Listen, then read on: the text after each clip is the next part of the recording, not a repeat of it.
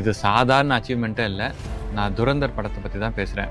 இதில் எதெல்லாம் நிஜமாக நடந்தது, இதில் நம்ம நாட்டோட செக்யூரிட்டி ஸ்டாண்ட் எப்படி டைம் வைஸ் மாறி இருக்கு அப்படிங்கிறது தான் இந்த வீடியோவில் டீட்டெயில்டாக பார்க்க போகிறோம். ஸ்டேட் ஸ்பான்சர்ட் மிலிட்டன்ட் ப்ராக்சிஸ்க்கு எதிராக நம்ம வேலை செய்யணும்னா வேறு பாதையில் போகணும் அப்படின்னு நம்ம ஆளுங்க முடிவு பண்ணாங்க. 4வது சம்பவம் லியாரி கேங் வார்ஸ். இன்டர்நேஷ்னல் டெரரிசம் பற்றி பேசினோம். ஆனால் துரந்தர் படம் காட்டுற கிரவுண்ட் லெவலே வேறு. கராச்சியில் இருக்கிற லியாரி டிஸ்ட்ரிக்ட் ஏரியா சுற்றி தான் இந்த படம் ஓடுது. இந்த லியாரி கராச்சியில் ரொம்ப ஏழ்மையான நிறைய மக்கள் இருக்கிற இடம். 2000ஸ்ல இருந்து 2016 வரைக்கும் இங்கே ஒரு பயங்கரமான கேங் வார் நிஜமாவே நடந்துச்சு. இது ஏன் முக்கியம்னா இந்த gang Wars violence out sourcing அப்படின்ற விஷயத்துக்கு ஒரு டெக்ஸ்ட் புக் எக்ஸாம்பிள் அப்படின்னு சொல்லலாம். இங்கே இருந்த பொலிட்டிக்கல் பார்ட்டிஸ் லோக்கல்ல இருந்த கிரைம் குரூப்ஸை பயன்படுத்தி அவங்க பார்ட்டியோட கண்ட்ரோலை மெயின்டைன் பண்ணிட்டு இருந்தாங்க. ரஹ்மான் டக்காயத் அப்படிங்கிற ஆளு, நிஜ பெயர் சர்தார் அப்துல் ரஹ்மான் பலோச், லியாரில ஒரு பெரிய கிரிமினல் எம்பையரையே நிஜமாவே வச்சிருந்தான். கடத்தல், கான்ட்ராக்ட் கொலைகள், ட்ரக் டிராஃபிக்கிங் எல்லாமே செஞ்சது அந்த கேங். 2009ல ஒரு போலீஸ் ஷூட் அவுட்ல ரஹ்மான் கொல்லப்பட்டான். அவனுக்கு அப்புறம் அவனோட கசின் உசைர் பலோச் கேங்குக்கு தலைவனானா. அந்த கேங் இன்னும் கொடூரமாயிடுச்சு. அவனோட ரைவல் கேங் லீடர் அர்ஷத் பப்புவையும் அவனோட தம்பியும் கடத்தி கொன்னு பப்ளிக்கா அந்த பிணங்களை பரேட் பண்ணி எரிச்சாங்க. இவங்களுக்கு எப்படி இவ்வளோ தைரியம் வந்துச்சு?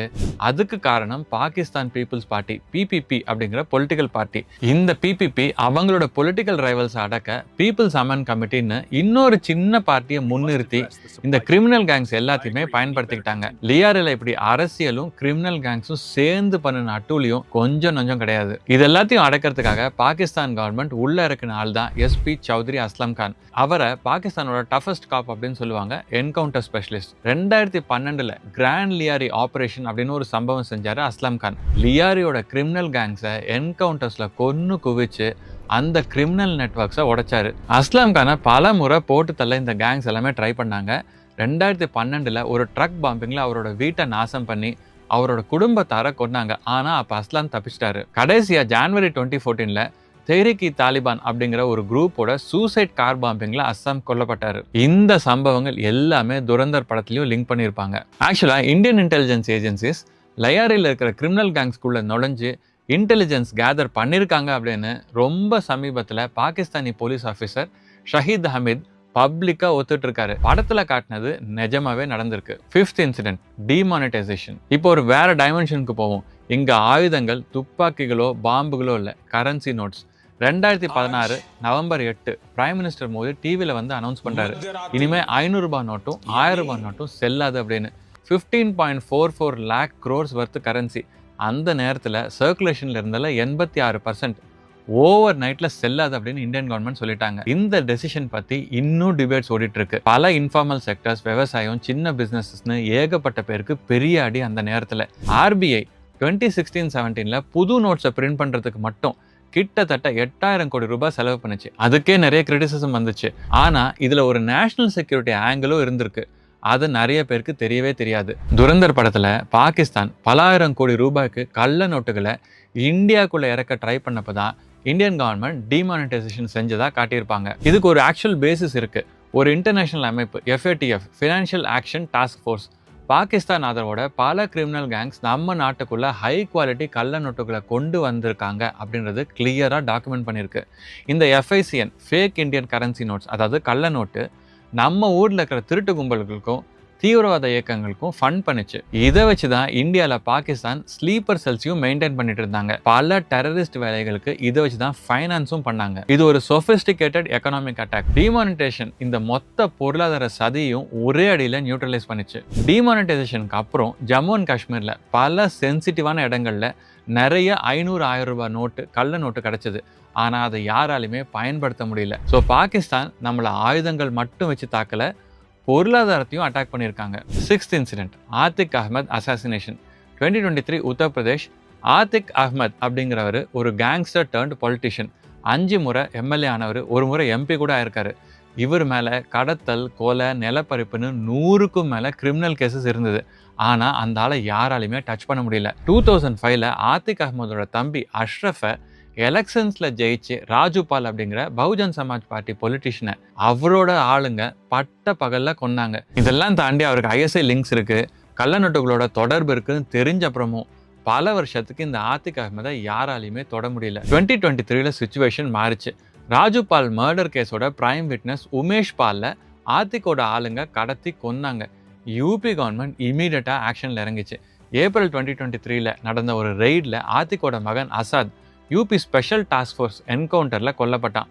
2 நாள் கழிச்சு ஆத்திக் அகமதும் அவரோட தம்பி அஷ்ரஃபும் போலீஸ் எஸ்கார்ட்டோட பிரயாக்ராஜில் மெடிக்கல் செக்கப்புக்கு போனாங்க. சுற்றி டிவி கேமராஸ் இருந்தது. மீடியா ஏதேதோ கேள்வி கேட்டுட்டு இருந்தாங்க. திடீர்னு 3 பேர் உள்ள புகுந்து பாயிண்ட் பிளாங்க் ரேஞ்சில் அவங்கள 2 பேரையுமே சுட்டு கொன்னாங்க. இதெல்லாம் லைவ் டிவியில் நடந்துச்சு. எல்லாருக்குமே செம்ம ஷாக். இந்த சீன் துரந்தர் படத்தில் நல்லாவே லிங்க் பண்ணியிருப்பாங்க. 7th இன்சிடென்ட் ஷேடோ வார். இப்போ நாம் பார்க்க போகிறது தான் துரந்தர் படத்தில் வந்த ரொம்ப முக்கியமான ஜியோ பொலிட்டிக்கல் சம்பவம். 2020க்கும் 2025க்கும் இடையில கிட்டத்தட்ட 20 ஹை ப்ரொஃபைல் இண்டிவிஜுவல்ஸ் இந்தியா தீவிரவாதிகள்னு முத்திர குத்தின ஆளுங்க பாகிஸ்தானில் சிஸ்டமேட்டிக்காக கொல்லப்பட்டாங்க. அன்னோன் கன்மென் மர்ம நபர்கள் அவங்கள போட்டு தள்ளினாங்க. நடந்தது எல்லாமே sophisticated surgical strikes. 2019 Pulwama attack அப்புறம் இந்தியாவோட அக்ரெசிவாக மொசாத் மாதிரி ஒரு ஸ்டைல் அடாப்ட் பண்ணியிருக்காங்க அப்படின்னு த கார்டியன், அல் ஜசீரா மாதிரி இன்டர்நேஷ்னல் மீடியா எல்லாருமே ரிப்போர்ட் பண்ணாங்க. இந்தியா ஆப்வியஸ்லி இதை பப்ளிக்காக ஒத்துக்கிட்டதே கிடையாது. ஆனால் நம்ம என்ன கிளியராக பார்க்க முடியும்னா Lashkar e Taiba, JeM, Khalistani separatist groups இவங்களோட தலைவர்களை ஒருத்தராக யாரோ போட்டு தள்ளினாங்க. அதுவும் தங்களை யாருமே தொட முடியாதுன்னு நினச்சி பாகிஸ்தானில் சேஃப் ஹேவன்னு நினச்ச இடங்களில் அவங்க இருந்த இடத்துலையே கொல்லப்பட்டாங்க. துரந்தர் 2 படத்தில் இந்த ஷேடோ வார் பற்றி நேரடியாக சொல்லியிருக்காங்க. ஒரு ஸ்பெசிஃபிக் எக்ஸாம்பிள் பார்க்கலாம். Gurbaz Singh alias Binda character real லைஃப்பில் ஹர்விந்தர் சிங் சாந்து அலியாஸ் ரிந்தா அப்படிங்கிறவன் பாகிஸ்தான்லேருந்து பஞ்சாப்குள்ளே நேரடியாக வெடிகுண்டுகளையும் ட்ரக்ஸையும் ஸ்மகிள் பண்ணவன். ஐஎஸ்ஐ கிட்ட இவனுக்கு டீப் லிங்க்ஸ் இருந்துச்சு. 2022ல் லாகூரில் ஒரு ஹாஸ்பிட்டலில் ட்ரக் ஓவர்டோஸில் இறந்தான். அதுவும் மிலிட்ரி ஹாஸ்பிட்டலில். படத்தில் காட்ட இன்னொரு சம்பவம். ஒரு காலத்தில் மும்பையவே ஆட்டி படைச்ச தாவூத் இப்ராஹிம் அப்படிங்கிற தீவிரவாதி விஷத்தில் விழுந்தது. இந்த நியூஸ் 2023 டிசம்பர்லேயே வந்துச்சு. ஆப்வியஸ்லி அந்த தாவூத் இப்ராஹிமோட கேங் ஆளுங்க இதை பொய் அப்படின்னு சொன்னாங்க. ஆனால் அதுக்கப்புறம் தாவூத் வெளியே வரவே இல்லை. ஸோ இந்த மாதிரி நிஜ வாழ்க்கையில் நடந்த பல சம்பவங்கள் துரந்தர் படத்தில் லிங்க் பண்ணியிருப்பாங்க. பாகிஸ்தான் நம்மளை எப்படியெல்லாம் அட்டாக் பண்ணியிருக்குன்னு பாருங்கள். 1999 டெரரிஸ்ட் ஒரு ஃப்ளைட்டை ஹைஜாக் பண்ணுறாங்க. இந்தியா பாகிஸ்தான் தீவிரவாதிகளை ரிலீஸ் பண்ணி நம்ம பேசஞ்சர்ஸை மீட்டெடுத்தோம். 2001 ரிலீஸ் ஆன டெரரிஸ்ட் ஸ்டார்ட் பண்ண ஒரு குரூப் பார்லிமெண்ட்டையே அட்டாக் பண்ணாங்க. இந்தியா பார்டர் வரைக்கும் ஆர்மியை கொண்டு போச்சு. ஆனால் போர் நடக்கலை. 2008 மும்பையில் 60 மணி நேரம் தொடர் தீவிரவாத தாக்குதல், 175 உயிர்கள் போச்சு. டிப்ளமேட்டிக் ப்ரெஷர், இன்டர்நேஷ்னல் எவிடன்சஸ் எதுவுமே வேலை செய்யலை. 2016ல் பாகிஸ்தான் செஞ்ச எக்கனாமிக் வார்ஃபேருக்கு டிமானிட்டைசேஷன் அப்படிங்கிற எக்கனாமிக் பதிலடி. 2020க்கு அப்புறம் சிஸ்டமேட்டிக் சர்ஜிக்கல் ஆப்ரேஷன்ஸ். சமீபத்தில் நடந்த ஆப்ரேஷன் சிந்தூர் கூட ஒரு கிளியர் சர்ஜிக்கல் ஸ்ட்ரைக். நம்ம நாட்டோட இன்டெலிஜென்ஸ் செயல்கள் டிப்ளமேட்டிக் ப்ரொட்டஸ்ட்லேருந்து கோவர்ட் ஆப்ரேஷனுக்குன்னு, டிஃபென்ஸ்லேருந்து ஆஃபென்ஸ்க்குன்னு மாறி இருக்கு. இன்னைக்கு நீங்களும் நானும் சேஃபாக இருக்கோம்னா அது ஒரே நாளில் நடந்ததில்லை. இராணுவம், உளவுத்துறைன்னு பல பேர் அவங்களோட உயிரை பணயமாக வச்சு நம்மளை காப்பாற்றிட்டு இருக்காங்க. துரந்தர் படத்தில் ஆதித்யதர் இந்த மொத்த விஷயத்தையும் பிரில்லியண்ட்டாக மிக்ஸ் பண்ணி சொல்லியிருப்பாரு. என்னை பொறுத்தவரையில் இது ஒரு ஜஸ்ட் கமர்ஷியல் சினிமா இல்லை. கடந்த 20 வருஷங்களில் நம்ம நாட்டோட செக்யூரிட்டி ஸ்டான்ஸ் எப்படியெல்லாம் செம்மையாக மாறி இருக்கு அப்படின்னு காட்டுற ஒரு டாக்குமெண்டேஷன் அப்படின்னு நான் சொல்லுவேன். நாம் இந்த படத்தில் டீகோட் பண்ணாத விஷயங்கள் இன்னும் பல விஷயம் இருக்குது.